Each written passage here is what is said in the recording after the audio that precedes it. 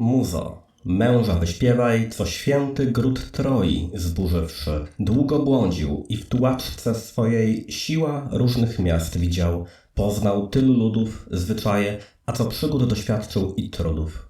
A co strapień na morzach, gdy przyszło za siebie lub za swe towarzysze stawić się w potrzebie, by im powrót zapewnić. Nad siły on robił, lecz druhów nie ocalił. Każdy z nich się dobił sam, głupstwem własnym. Gdy Homer pisał te słowa w VIII wieku przed naszą erą, świat Iliady i Odysei nie istniał już od co najmniej 400 lat. Jedno zdanie, 4 przypisy. A to dopiero początek. W tym filmie bowiem chciałbym przekonać Was, że Iliada i Odyseja są pełne niejasności, przeinaczeń, anachronizmów oraz wątpliwych moralnie zwrotów akcji. Co zresztą, przynajmniej w przypadku Odysei, doskonale pasuje do opowieści o najbardziej greckim z greckich bohaterów. Kłamcy i oszuście, którego działania doprowadziły do upadku Troi i śmierci tysięcy ludzi, w tym jego własnych towarzyszy. Ale oznacza to również, że gdy w XXI wieku oczekujemy od ekranizacji Iliady i Odysei jednocześnie wierności historycznej, zgodności z oryginałem oraz tego, by nie bolały nas oczy podczas oglądania, domagamy się od nich rzeczy wzajemnie wykluczających się. Ale po kolei.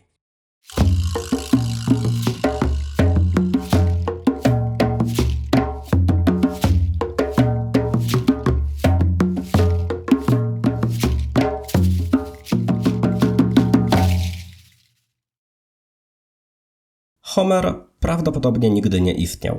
Tak zwana kwestia homerycka, pytanie o tożsamość autora Iliady i Odysei, pojawia się już w starożytności. Już w III wieku przed naszą erą tak zwani horizontes, czyli separatyści, twierdzili, że oba eposy musiały mieć różnych autorów ze względu na zbyt duże różnice stylu.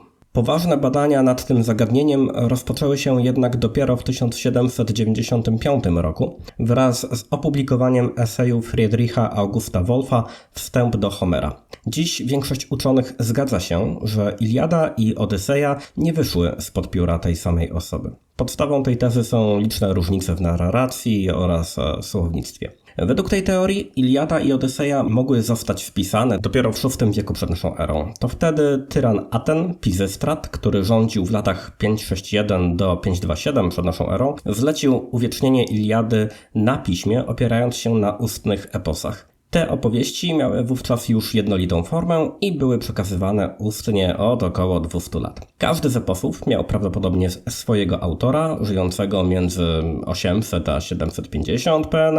Nie byli to jednak twórcy oryginalni, a raczej osoby, które zebrały krążące po archaicznej Grecji historie i ułożyły z nich dwie spójne narracje. Niewykluczone zresztą, że autorów było więcej niż dwóch, a wcześniejsze wersje obu dzieł były wielokrotnie modyfikowane i dopracowane, zanim przybrały ostateczną formę, którą znamy dzisiaj.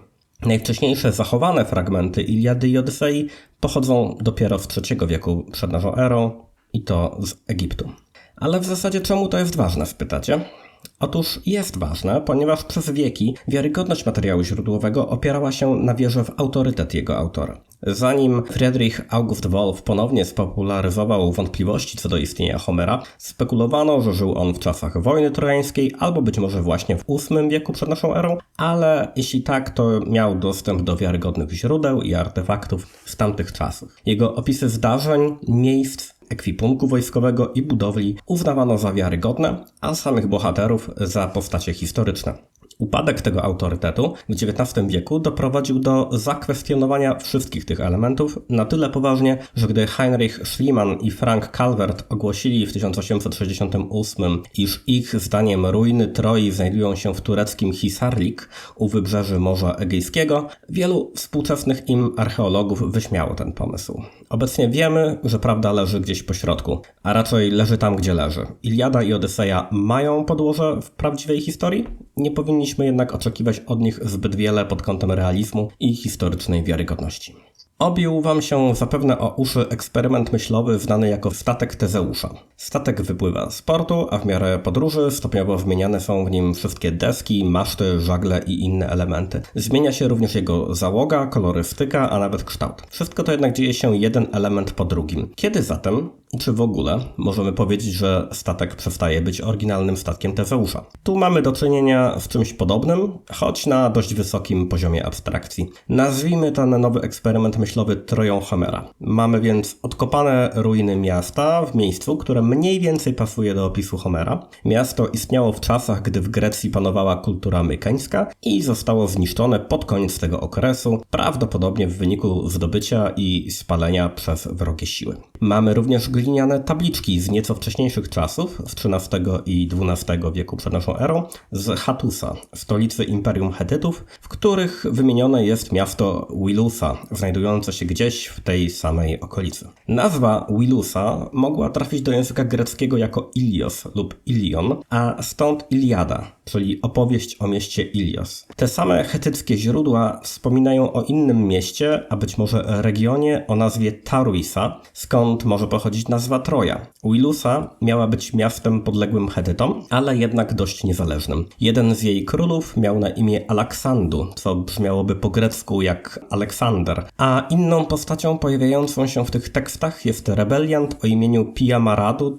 czyli Priam. Chetycki autor wspomina również o Grekach, którzy podżegają Wilusan do rebelii i nazywa tych Greków Achiała, czyli Achajami, terminem używanym również przez Homera. Mamy również znaleziony w Mykenach hełm z kłów dzika. W Iliadzie taki właśnie hełm nosi Odyseusz. Po upadku Myken takich hełmów już najwyraźniej nie używano. Swoją drogą ten opis zainspirował mnie do umieszczenia w mojej powieści hełmów z kawałków drewna, które przypominają te zrobione z kłów dzika. A więc mamy miasto we właściwym miejscu, zamieszkałe przez ludzi o właściwych imionach i zniszczone we właściwym czasie. A gdzieś po okolicy plączą się mykeńscy Grecy. Łączymy kropki i gotowe. Oto nasza historyczna Troja. A jednak, jak przyjrzeć się bliżej, cały ten materiał dowodowy nie jest tak solidny, jak mogłoby się wydawać na pierwszy rzut oka. Po pierwsze, pomysł, iż wojna trojańska miała miejsce pod koniec epoki brązu, jest stosunkowo nowy. Zaczęliśmy łączyć Iliadę z końcem epoki brązu właśnie dlatego, że znalezione ruiny noszą ślady zniszczenia z tego okresu. Przed Schliemannem i Calvertem, a zwłaszcza przed Wolfem, wydarzenia opisane w Iliadzie i Odysei umieszczono w pewnej niedoprecyzowanej przeszłości. Sam Homer, a raczej nieznani autorzy Iliady i Odysei, żyli setki lat po upadku cywilizacji mykeńskiej, w czasach, które obecnie nazywamy greckimi wiekami ciemnymi. Nie znali pisma i zapewne nie podróżowali w swoim życiu dalej niż kilkadziesiąt kilometrów od domu. Swoją drogą musiało to być ciekawe doświadczenie, widzieć w swoim otoczeniu ruiny dawnej cywilizacji, wśród których ty i twoi znajomi wypasacie bydło, słyszeć mity o herosach sprzed lat oraz wiedzieć o istnieniu budowli, których nikt ze współczesnych nie potrafiłby już zbudować. Ta mieszanka starych indoeuropejskich mitów oraz śladów minionych złotych wieków musiała wywrzeć na Grekach tej epoki niesamowite wrażenie. Być może to jemu właśnie zawdzięczamy bogactwo greckiej mitologii. A zatem, w czasach, gdy powstawały, Iliada i Odyseja wcale nie musiały opisywać konkretnie zniszczenia miasta Wilusa. Wojny, oblężenia i plądrowanie miast zdarzały się bowiem na tyle często, że autorzy mogli po prostu zbudować opowieść o pewnej wojnie i zniszczeniu pewnego miasta, podobnie jak obecnie mamy tony powieści fantasy i science fiction, których fabuła krąży wokół tego tematu. Podejrzewamy, na podstawie niektórych słów i form gramatycznych obecnych w tekście, że Iliada i Odyseja powstały w Jonii, czyli na współczesnym zachodnim wybrzeżu Turcji. Ruiny Wilusy leżą niedaleko na północ stamtąd i mogły być znane zarówno autorom, jak i słuchaczom. Jest możliwe, że jedni i drudzy znali opowieści o tym, iż Wilusa została zniszczona w wojnie. Nie znaczy to jednak, że Iliada mówi o jakiejś konkretnej wojnie, która faktycznie miała miejsce. Historyczna Wilusa została zresztą spalona wielokrotnie. Nie wiemy przez kogo. W sumie nie jest nawet takie pewne, że choć raz zrobili to mykeńscy Grecy. Trochę to tak, jakby za kilkaset lat po kolejnym upadku i odrodzeniu cywilizacji przyszły poeta napisał epos o powstaniu warszawskim, ale pomieszał je z powstaniem styczniowym, bo ono również wybuchło w Warszawie, a zatem było warszawskie. Na pomoc Polakom przybyłby wówczas Napoleon Bonaparte, z którego pomocą walczylibyśmy z Rosjanami i Niemcami pod Radzyminem. Zostańmy jeszcze na chwilę przy stwierdzeniu, że autorzy Iliady i Odysei, nasi Homerzy w liczbie co najmniej 2, żyli setki lat po upadku cywilizacji mykeńskiej, nie znali pisma i tworzyli na podstawie ustnych przekazów. Pismo, którym posługiwali się Grecy w epoce mykeńskiej, nazywamy pismem linearnym B. Jest to sylabariusz składający się z 87 znaków, uzupełniony przez nieco ponad 100 znaków ideograficznych. Coś na wzór pisma japońskiego łączącego sylabiczne hiraganę i katakanę z ideograficznymi kanji. W piśmie linearnym B ideogramy mają jednak dużo bardziej ograniczone zastosowanie i są znacznie prostsze graficznie. Na przykład znak oznaczający konia wygląda jak głowa konia. Znaleźliśmy ponad 6000 inskrypcji, głównie dotyczących ewidencji zawartości spichlerzy, towarów handlowych oraz darów ofiarowywanych w świątyniach. Zdołaliśmy je odcyfrować, jak do tego doszło to ciekawy temat na osobny film i dzięki temu wiemy, że ich autorzy posługiwali się wczesną odmianą języka greckiego. Żadna z odnalezionych tabliczek nie zawiera jednak tekstu literackiego ani historycznego. Co więcej, pismo linearne B uległo zapomnieniu po upadku cywilizacji mykeńskiej i końcu epoki brązu w XII wieku przed naszą erą. Wiemy zatem na pewno, że autorzy Iliady i Odysei nie mogli czerpać swojej wiedzy z żadnych źródeł pisanych. Mieli do dyspozycji wyłącznie ustne przekazy, co za tym idzie, opis epoki brązu w ich dziełach cierpi z powodu efektu głuchego telefonu. I tak na przykład w Iliadzie mamy opisy rydwanów, które służą bohaterom, aby dotrzeć na pole bitwy. Gdy bohater przybywa już na miejsce, zsiada z rydwanu i walczy pieszo. Z opisów można odnieść wrażenie, że autor wiedział o wykorzystaniu rydwanów w bitwach z późnej epoki brązu, ale w jego czasach nie było to już powszechną praktyką, a wyobrażenie sobie, jak dokładnie z nich korzystano, stanowiło dla niego problem. Zgodnie z naszą obecną wiedzą, w późnej epoce brązu rydwany były głównie wykorzystywane jako siły szybkiego reagowania. Każdy rydwan zajmowały 2 osoby, woźnica oraz łucznik. Jeśli w trakcie bitwy okazałoby się, że przeciwnik atakuje z nieoczekiwanej pozycji, rydwany mogły szybko przemieścić się w newralgiczne miejsce, opóźnić atak, zasypując wrogi oddział strzałami i dać czas piechocie na przeorganizowanie się. Wiemy o tym na podstawie źródeł egipskich, ale podobne zastosowanie rydwanów możemy podejrzewać też u Chetytów, a od nich z kolei tę technologię mogli zapożyczyć mykeńscy Grecy. Podobnie sprawa ma się z tarczami i uzbrojeniem w ogóle. W Iliadzie wymiennie pojawiają się broni z żelaza i brązu, a autor wielokrotnie opisuje tarcze Greków i Trojan jako okrągłe i stosunkowo małe. Tymczasem z wykopalisk i fresków wiemy, że głównym typem tarczy używanym w Mykenach i Wilusie była wysoka tarcza w kształcie cyfry 8, szeroka u góry i dołu, wąska w środku, o zaokrąglonych krawędziach. Miecze i groty włóczni były prawie wyłącznie z brązu. Małe okrągłe tarcze i żelazne miecze to z kolei typowy ekwipunek żołnierzy z Grecji VIII i VII wieku przed naszą erą. Podobnie autor Iliady zdaje się nie wiedzieć o potężnych zbrojach płytowych z epoki brązu, takich jak ta odnaleziona w grobowcu z około 1350 roku PNE w Dendrze w pobliżu Argos. Składała się ona z 15 brązowych blach połączonych skórzanymi pasami. Taka zbroja okrywała wojownika od nosa po kolana.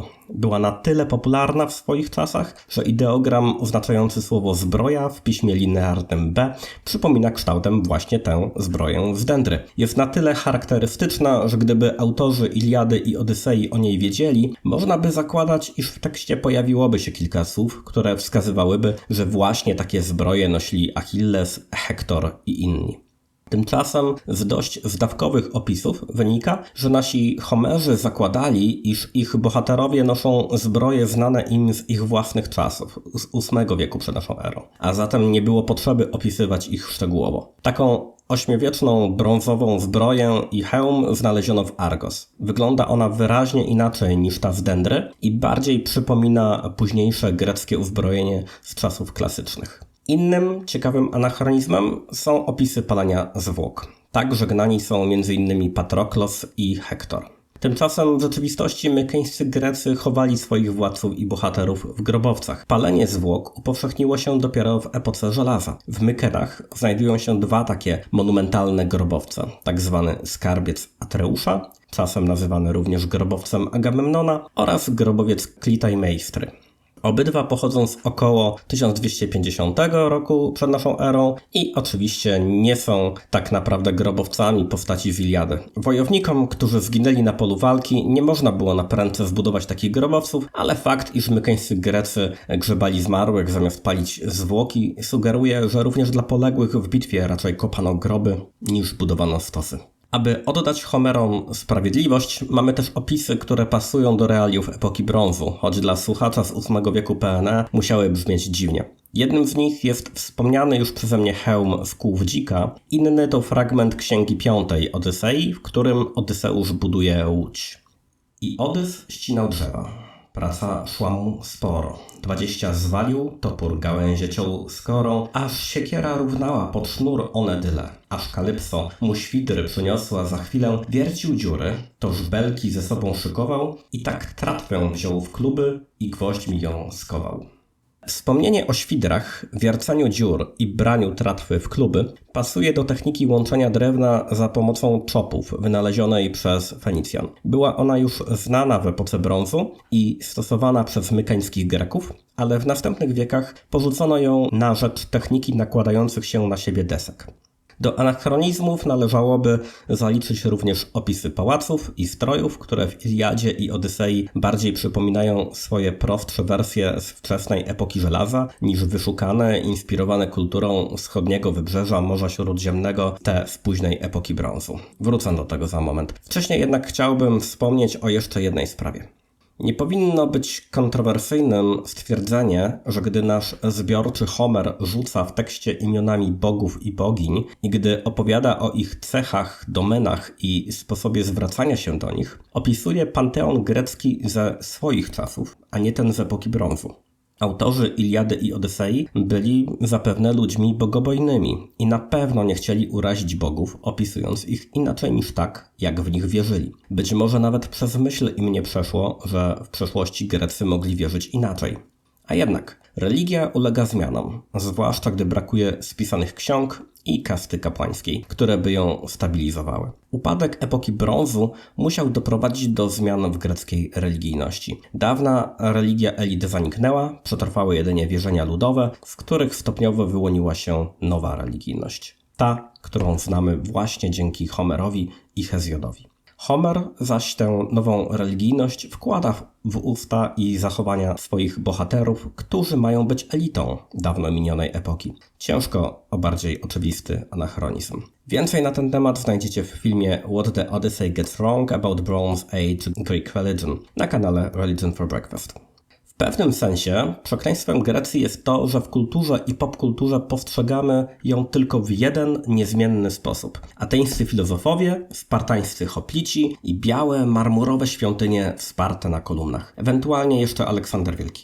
W naszej zbiorowej świadomości Grecja pozostaje zamrożona zarówno w czasie, jak i przestrzeni. Uparliśmy się bowiem, że prawdziwa Grecja to te niecałe 200 lat pomiędzy powstaniem ateńskiej demokracji w 510 roku PNE, a śmiercią Aleksandra w 323, a także, że znajduje się mniej więcej tam, gdzie dzisiaj leży współczesna Republika Grecka. Z tym wyobrażeniem, z gruntu nieprawdziwym, łączy się idea, że Grecja jest kolebką europejskiej cywilizacji. Mimo iż leży na samym skraju kontynentu, w świadomości Europejczyków Grecja dużo bardziej związana jest z resztą Unii Europejskiej, nawet ze Skandynawią i Irlandią, niż z położoną tuż obok niej Turcją.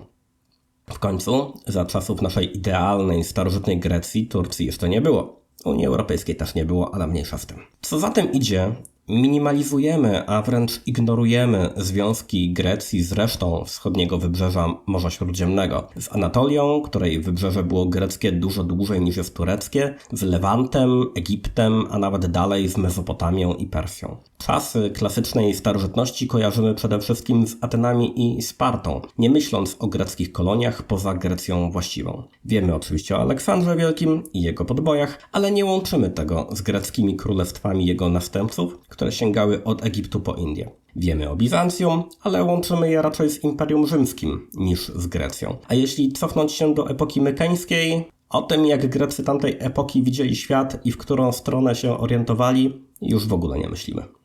Grecja XII wieku przed naszą erą również leżała na skraju cywilizacji, ale była to inna cywilizacja i zupełnie odmienny skraj, jeśli można tak powiedzieć. Centrum tej cywilizacji stanowiły 3 potężne państwa: Egipt, Babilonia oraz państwo Chetytów. Pomiędzy nimi znajdowały się wciąż jeszcze niewielka Asyria oraz państwo Mitanni, które z kolei coraz bardziej traciło na znaczeniu w ciągu poprzednich kilku wieków. Wydaje się, że Cypr i Kreta stanowiły niezależne małe królestwa, przy czym Kreta została podbita przez Mykeńczyków około 1420 roku przed naszą erą. O Mykeńczykach nie wiemy wiele. Źródła chetyckie twierdzą, że byli zjednoczeni pod władzą jednego króla, lecz nie jesteśmy w stanie tego potwierdzić. Agamemnon, lub raczej ktoś, kto mógł być inspiracją dla tej postaci, mógł więc faktycznie istnieć. Wydaje się, że mykeńscy władcy uczestniczyli w wymianie handlowej i dyplomacji, jaka miała miejsce pomiędzy innymi państwami tej ery, ale byli postrzegani jako na wpół barbarzyńscy, choć użyteczni sąsiedzi. Często wchodzili w konflikt z Chetytami, z którymi rywalizowali o zachodnie wybrzeże Anatolii, zwłaszcza o Wilusę i Milet. Sytuację komplikuje fakt, iż zachodnią Anatolię zamieszkiwały lokalne ludy, które nazywamy Luwijczykami. Luwijczycy mówili językiem podobnym do chetyckiego, byli jednak na tyle od Chetytów różni, by czasem sprzymierzać się z Achajami, czyli mykeńskimi Grekami, przeciwko nim. Władcy mykeńscy żyli więc w skomplikowanym, dynamicznym świecie polityki, handlu i różnorodnych kultur, ale praktycznie cały ten świat znajdował się na wschód i południe od nich. To stamtąd do mykeńskiej Grecji przybywały nowinki technologiczne i kulturalne. Nosili kolorowe stroje i długie włosy układane na sposób zbliżony do tego, jaki widzimy na płaskorzeźbach i freskach z tego okresu na Bliskim Wschodzie.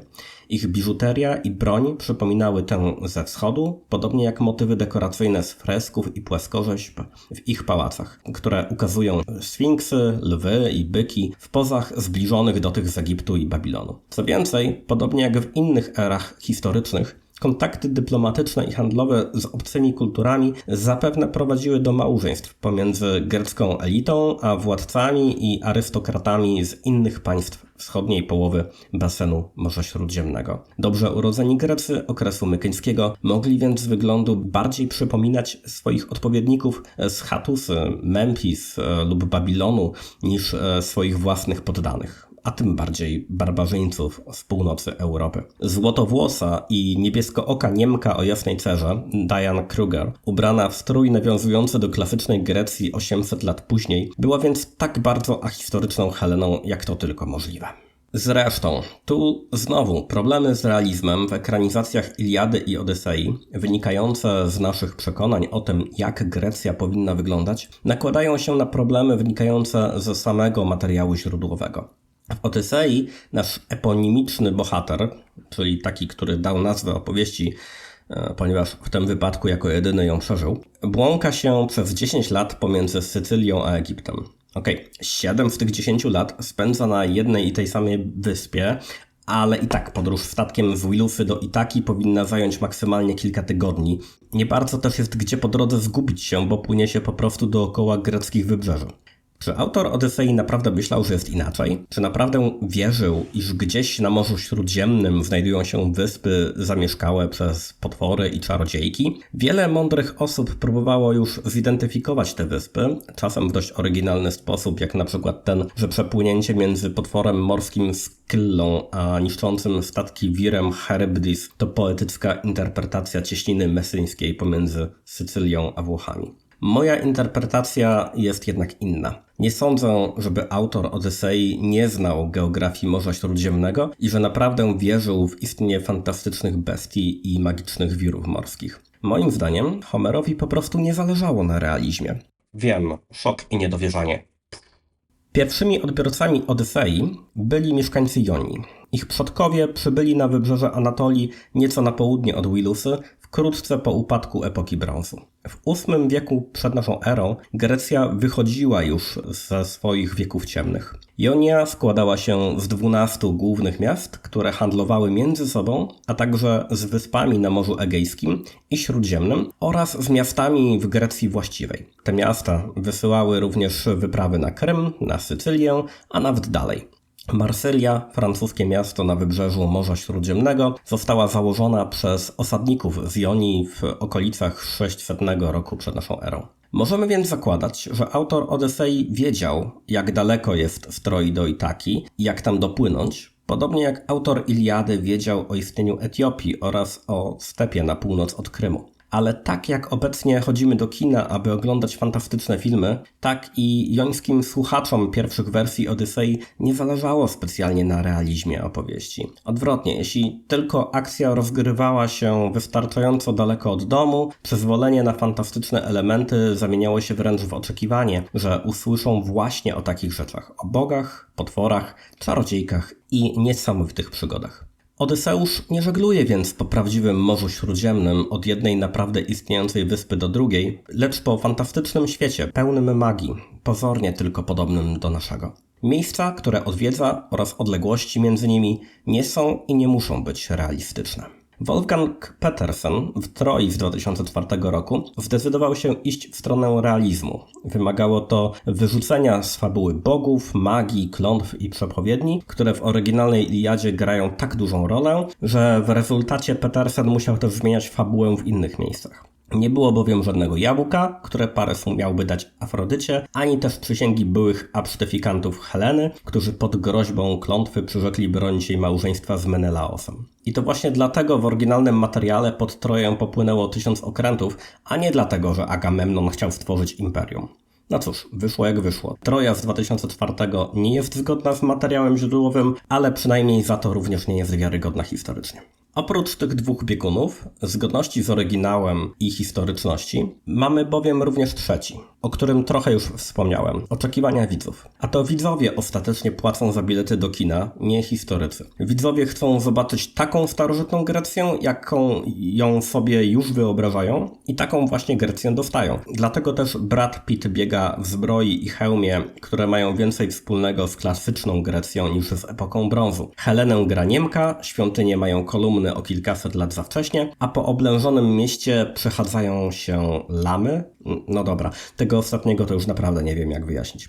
Okej, powiecie, nie da się zrobić historycznej Iliady i Odysei, ale może da się zrobić chociaż jedno i drugie zgodne z oryginalnymi tekstami. Tu już można trochę odejść od historyczności, akurat na tyle, aby widzom się podobało. A w zamian będziemy mieli zgodność z materiałem źródłowym greckich bogów, czary, potwory, klątwy, nimfy i czarodziejki. Owszem, możemy to zrobić, tylko czy na pewno tego chcemy? Czy na pewno wiemy, co tak naprawdę znajduje się w materiale źródłowym? Sama Iliada jest dużo krótsza niż nam się z reguły wydaje. Zaczyna się od tego, że Achilles strzela focha, ponieważ Agamemnon zabrał mu jego niewolnicę Bryzejdę. Achilles i jego Myrmidonowie wycofują się z walki. Inni Grecy walczą dalej, dochodzi do kilku pojedynków między bohaterami, a bogowie interweniują tu i tam po jednej lub drugiej stronie, aż wreszcie dzięki heroicznym czynom Hektora Trojanie zaczynają wygrywać. Kiedy jest już bardzo źle, Patroklos prosi Achillesa o zmianę zdania, a ten zgadza się, aby to Patroklos poprowadził Myrmidonów na pomoc innym Grekom. Tak się dzieje, ale Hektor zabija Patroklosa. Potem Achilles zabija Hektora,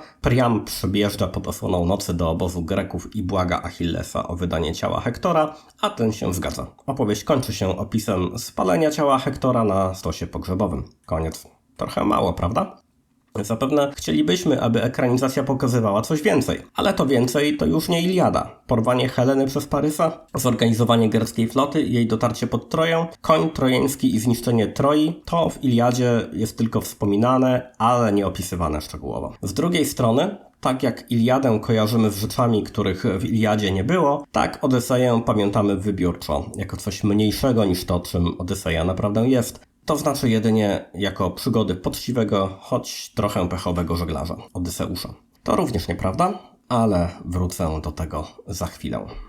Na razie pozostańmy jeszcze przy Troi z 2004 roku. W tej scenie, Odyseusz, grany przez Seana Beana, który, spoiler, nie umiera w tym filmie, spotyka Achillesa i Patroklosa. I teraz spróbujcie zapomnieć wszystko, co wiecie o tym filmie. Jak myślicie, który z nich to Achilles, a który to Patroklos? No, oczywiście, że 19-letni wówczas Gareth Hedlund powinien grać Achillesa. Brad Pitt, który w 2004 miał 40 lat, byłby za stary nawet do roli Patroklosa. Zgodnie z Iliadą, Odyseusz znajduje Achillesa na wyspie Skyros, a rzymski poeta Statius w I wieku naszej ery uzupełnia ten epizod, opisując, jak Achilles ukrywa się wśród córek króla Likomedesa, przebrany za jedną z nich. Jest tak podobny w swoim przebraniu do nastoletniej dziewczyny, że Odyseusz musi uciec się do podstępu, aby go rozpoznać. Każe swoim żołnierzom udawać, że atakują grupę dziewcząt, w której znajduje się Achilles. Zgodnie z podejrzeniem Odyseusza, tylko Achilles staje do walki z napastnikami, reszta grupy ucieka. Fakt, iż Odyseusz zidentyfikował Achillesa dopiero w ten sposób, mówi nam coś o samym Achillesie z początku wojny. Nie był on na pewno postawnym mężczyzną o kwadratowej szczęce. Odyseusz nigdy nie stwierdził: słuchajcie, co prawda jedna z dziewcząt ma bary jak niedźwiedź, ale nie możemy na tej podstawie podejmować żadnych decyzji, więc spróbujmy triku, żeby się upewnić.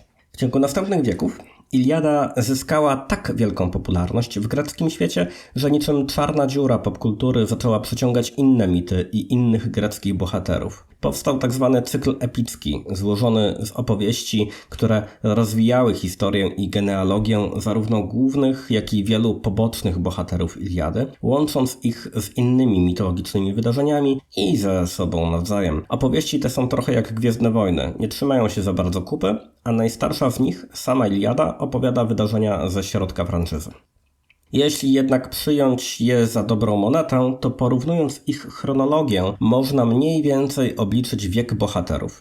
Achilles, gdy Odyseusz spotyka go po raz pierwszy, ma od 15 do 20 lat. O Patroklosie wiemy mniej, a przez to trudniej ustalić jego wiek, ale większość starożytnych pisarzy i dramaturgów daje mu przynajmniej o kilka lat więcej. I mają ku temu dobry powód. O ile w oryginalnej Iliadzie nie mówi się o tym, zgodnie z cyklem epickim Achilles i Patroklos są kochankami. I teraz uwaga. W starożytnej Grecji związek dwóch dorosłych mężczyzn był źle widziany, za to akceptowane były związki dorosłego mężczyzny z nastoletnim chłopcem.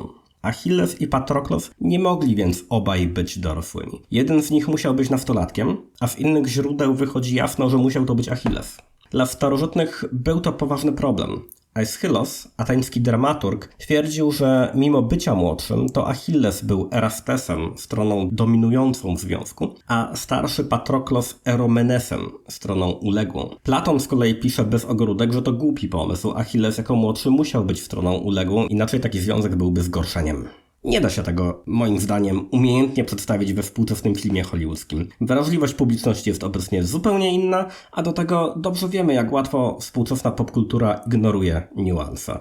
A to jeszcze nie wszystko. Otóż Achilles ma syna. Syn nosi imię Neoptolemus i został spłodzony przez Achillesa właśnie na Skyros. Jego matką jest Deidamia, córka króla Skyros i jedna z grupy dziewcząt, wśród których ukrywał się młody Achilles. I musiało to nastąpić przynajmniej kilka lat przed rozpoczęciem wojny trojańskiej, ponieważ w ostatnim, 10. roku wojny Neoptolemus zostaje wezwany pod Troję. Musiał więc mieć już przynajmniej 14-15 lat. Achilles i Deidamia musieli zatem spiknąć się, gdy sami byli w podobnym wieku.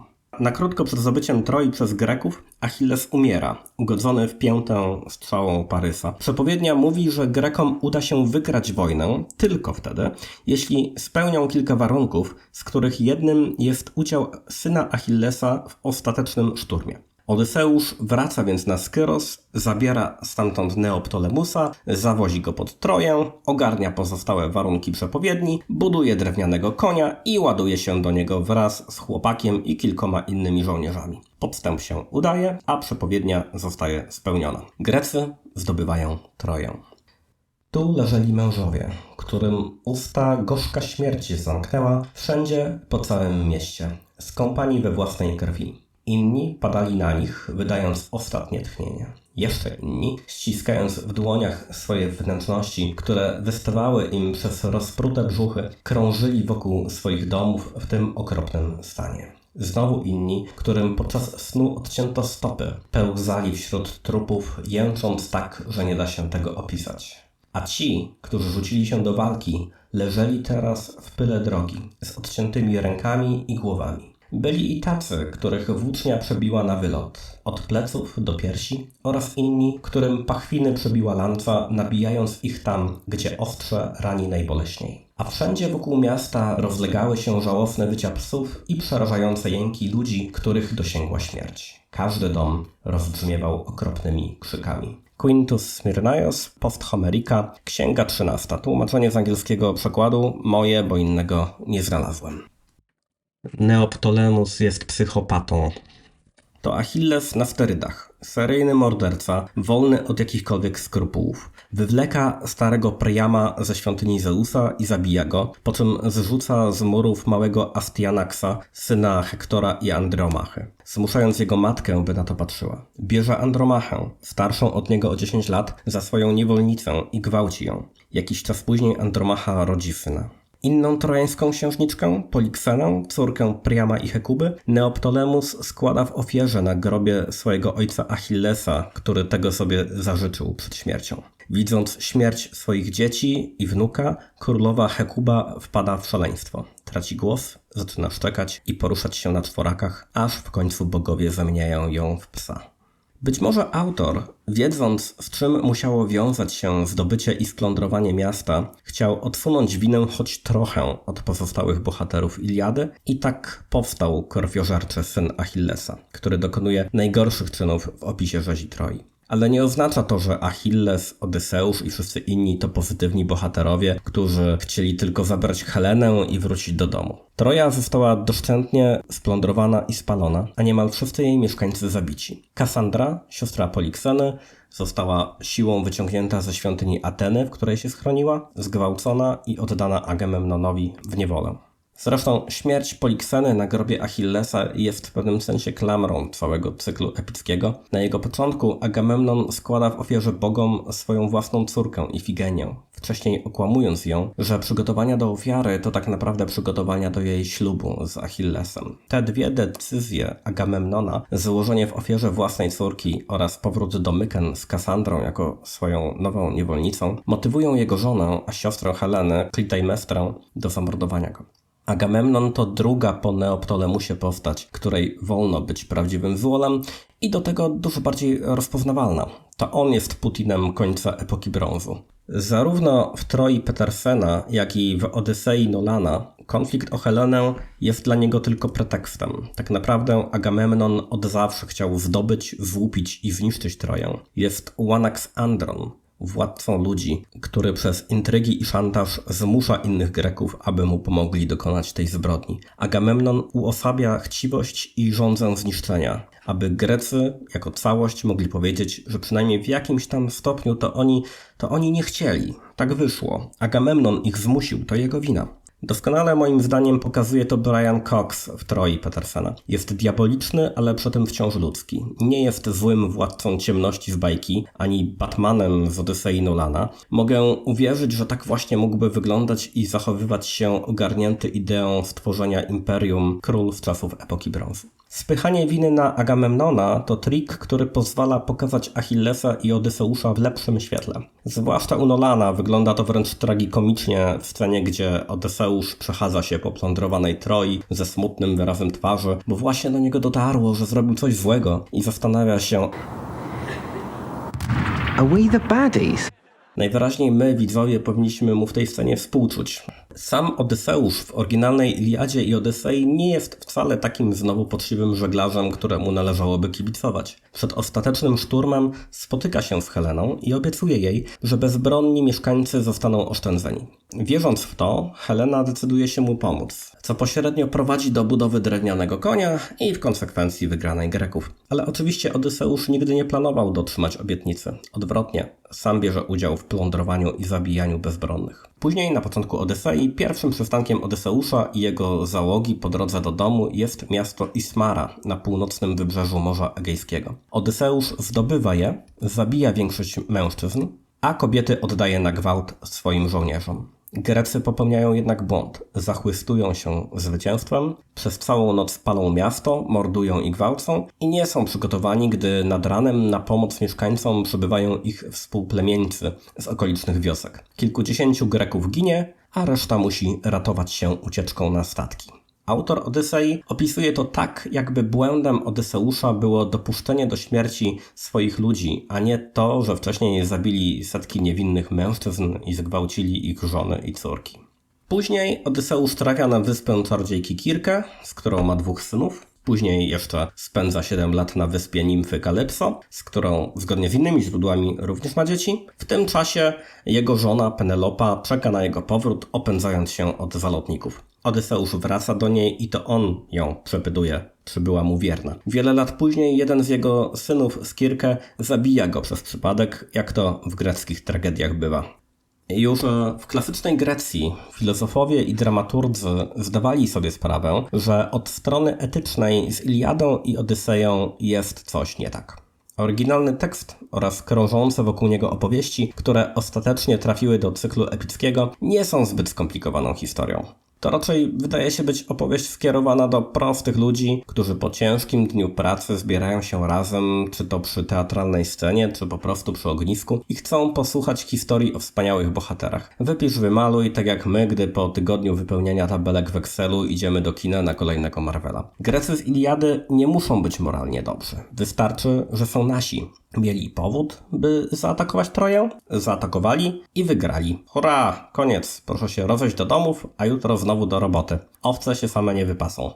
Wzrost popularności Iliady i Odysei ostatecznie zwrócił też uwagę krytyków na przesłanie tych dzieł. A jak tylko wgryźć się trochę głębiej, jasne staje się, zarówno dla nas, jak i dla wykształconych osób z czasów klasycznej starożytności, że są to historie opowiadane z punktu widzenia złoczyńców. Jedynym Trojaninem, który jest czemukolwiek winny w całej tej historii, jest Parys, tchórz i egocentryk. Ale i jego największym błędem jest jedynie to, że poderwał żonę innemu mężczyźnie. Ta jedna rzecz nie może być usprawiedliwieniem dla wszystkich zbrodni, jakich Grecy dokonują na Trojanach. Achilles, Odyseusz, Agamemnon, reszta greckich bohaterów, oni wszyscy są mordercami i gwałcicielami. Neoptolemus powinien trafić na resztę życia do izolatki.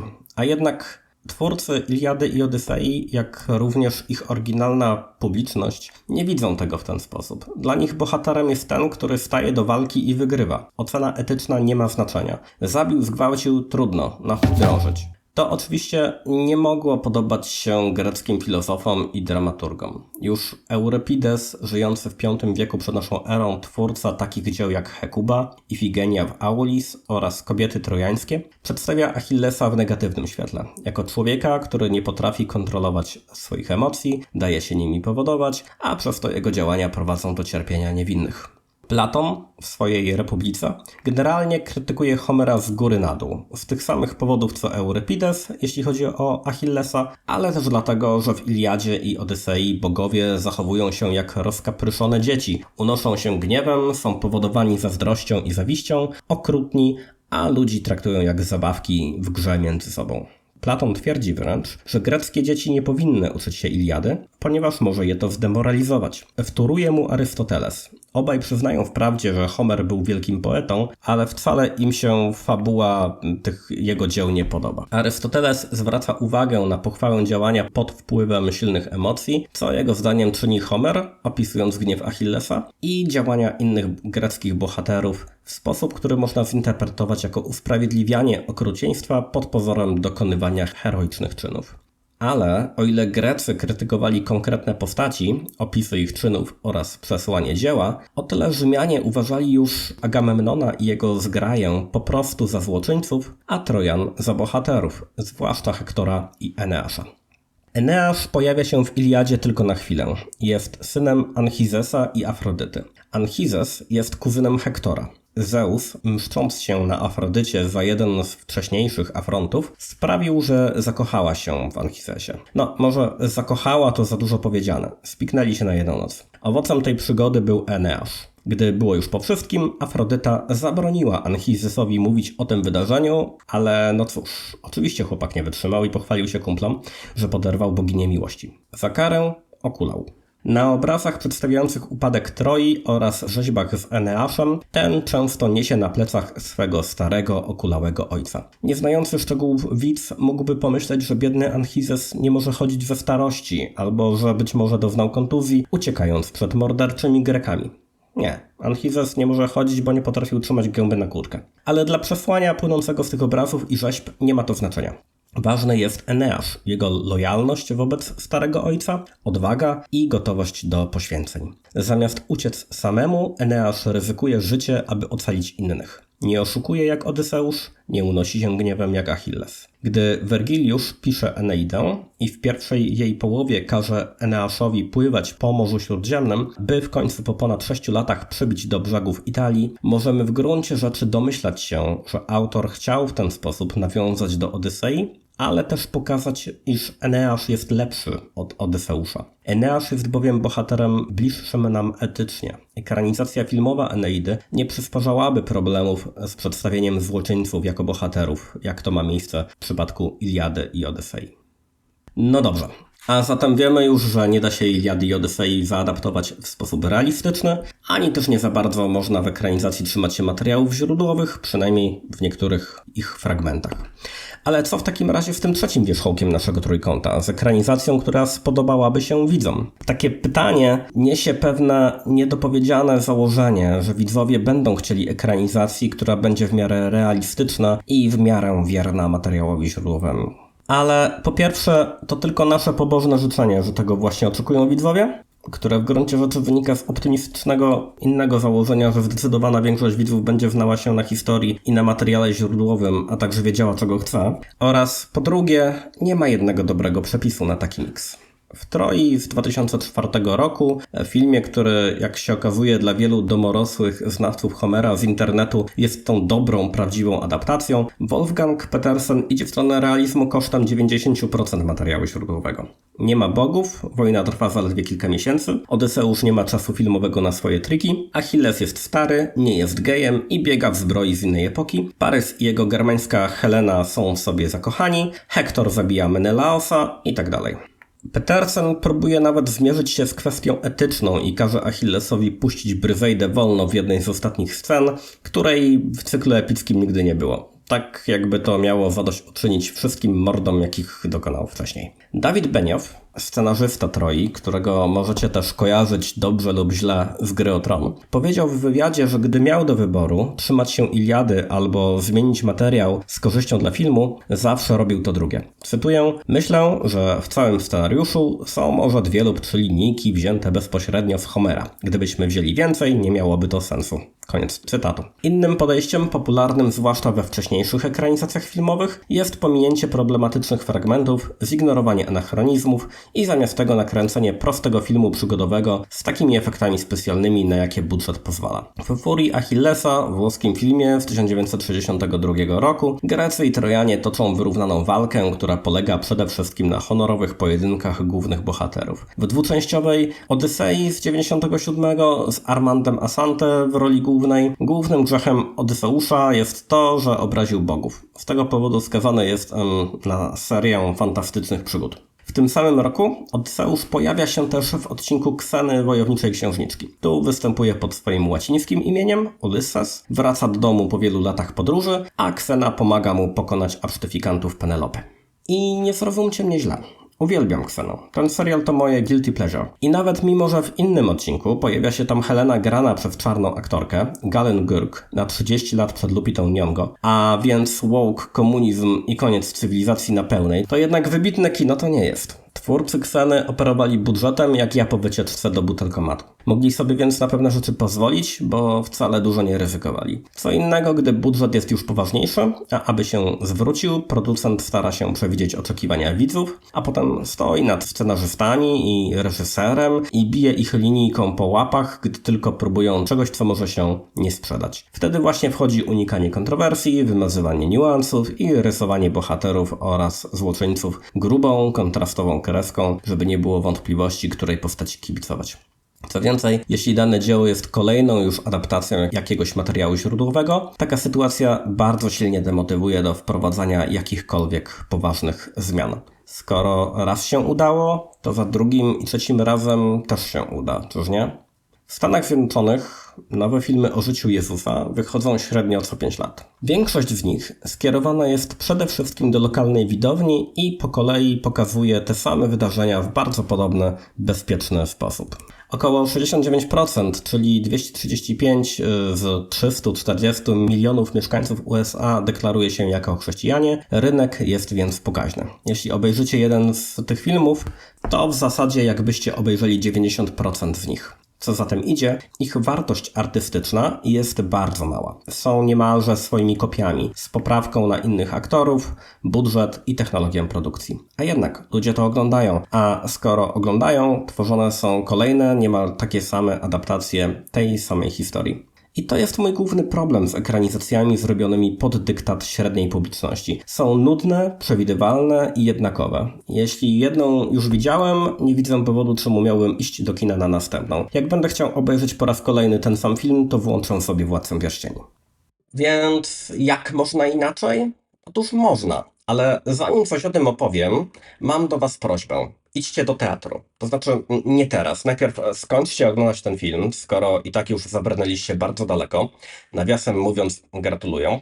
Ale potem idźcie do teatru. Na cokolwiek. Chociaż może najlepiej właśnie na interpretację sztuk greckich, czy też Szekspira. Interpretację? Nie adaptację, ponieważ adaptacją w tym kontekście powinniśmy nazywać wyłącznie sztuki, które wiernie odwzorowują oryginał. Tak więc na przykład Antygonę można zaadaptować, ponieważ Antygona została napisana jako sztuka teatralna, ale Iliadę, Odyseję i wiele innych opowieści już nie. W kontekście teatru musimy więc mówić o interpretacjach. To znaczy, oryginał najpierw musiał zostać zamieniony w scenariusz sztuki teatralnej, a ten proces wymusza zmiany i dopiero potem ten scenariusz może zostać wystawiony na scenie.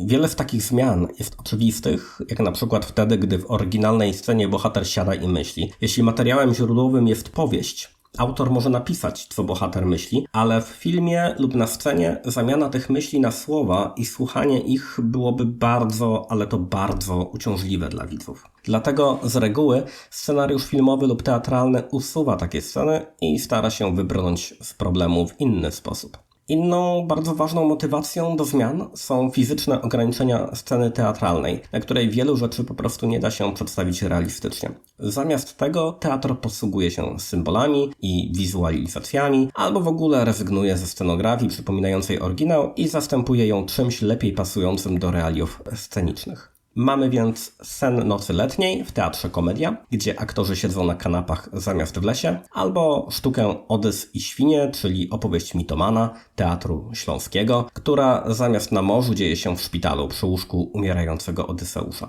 I nie są to nowe pomysły. Już Arystoteles w Poetyce, traktacie o poezji i teatrze napisanym w 335 roku przed naszą erą, twierdzi, że każdą opowieść można podzielić na istotę fabuły oraz tak zwane epizody. Istotę fabuły należy zidentyfikować i to ona wyznacza, czy dane dzieło pozostaje tym samym dziełem mimo zmian.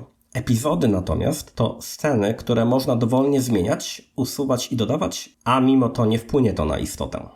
Arystoteles podał przykład takiego podziału, korzystając właśnie z Odysei. Parafrazując, historię Odysei można streścić w kilku zdaniach. Pewien mężczyzna przebywa z dala od domu przez wiele lat. Jest przeklęty przez Posejdona i opuszczony przez ludzi. Tymczasem jego dom pogrążony jest w nędzy. Zalotnicy trwonią jego majątek i knują przeciwko jego synowi. W końcu, znużony burzami, powraca do domu, ujawnia się wybranym osobom, osobiście atakuje zalotników i ocalały unicestwia ich. To istota fabuły. Reszta to jedynie epizody.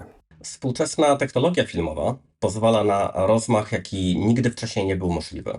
Ani w kinie, ani w tym bardziej w teatrze. I być może nie jest to do końca dobre.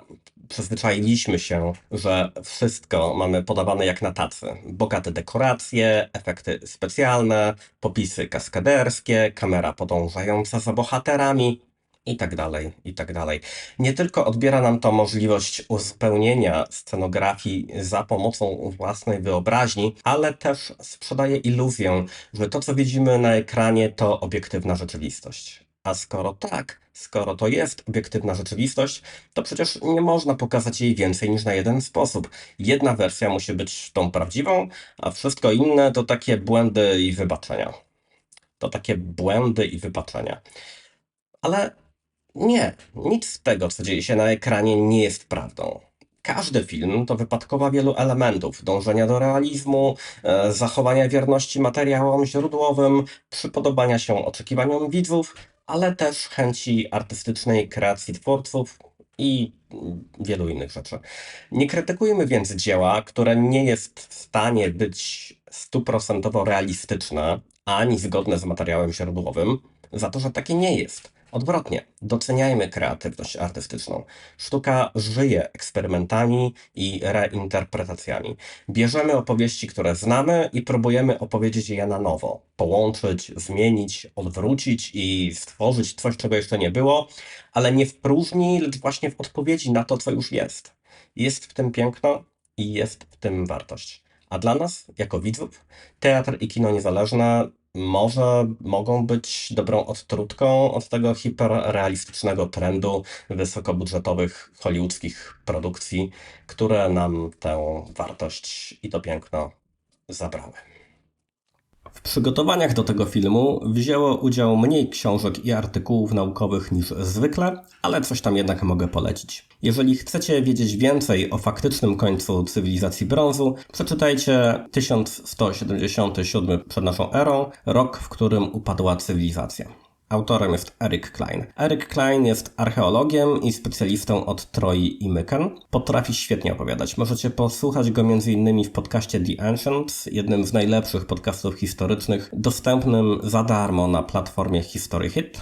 Po polsku o Odysei opowiadał niedawno profesor Marek Węcowski w Radiu Naukowym. Obejrzyjcie nową Odyseję Christophera Nolana, bo to w sumie bardzo dobry film, zwłaszcza gdy pamiętać o tym wszystkim, o czym tu mówiłem, ale obejrzyjcie też Powrót Odyseusza sprzed 2 lat z Ralphem Fiennesem i Juliette Binoche. A jak już przy ekranizacjach mitów greckich jesteśmy, obejrzyjcie też Chaos na Netflixie.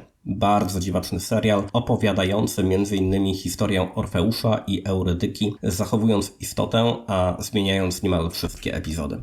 Jak już wspominałem, dr Andrew Henry z kanału Religion for Breakfast zrobił odcinek o religii mykeńskich Greków. A jeżeli czujecie się bardzo ambitni, na stronie Wolne Lektury znajdziecie stare polskie przekłady Iliady, Odysei i poetyki Arystotelesa. Za darmo w PDF-ach. Co więcej, malowidła i ryciny obrazujące sceny z Iliady i Odysei, które użyłem w tym filmie jako ilustrację. Oczywiście każdy z nich pochodzi z innego źródła i wszystkie są odpowiednio podpisane, ale też chciałbym dodać, że wyszukiwałem je poprzez platformę Wikimedia Commons, co bardzo ułatwiło mi pracę. Chciałbym też podziękować Karinie Grabowskiej-Fiałek, aktorce Teatru Śląskiego, za dyskusję i naprowadzenie na kilka tropów, które wykorzystałem przede wszystkim w ostatnim rozdziale tego filmu.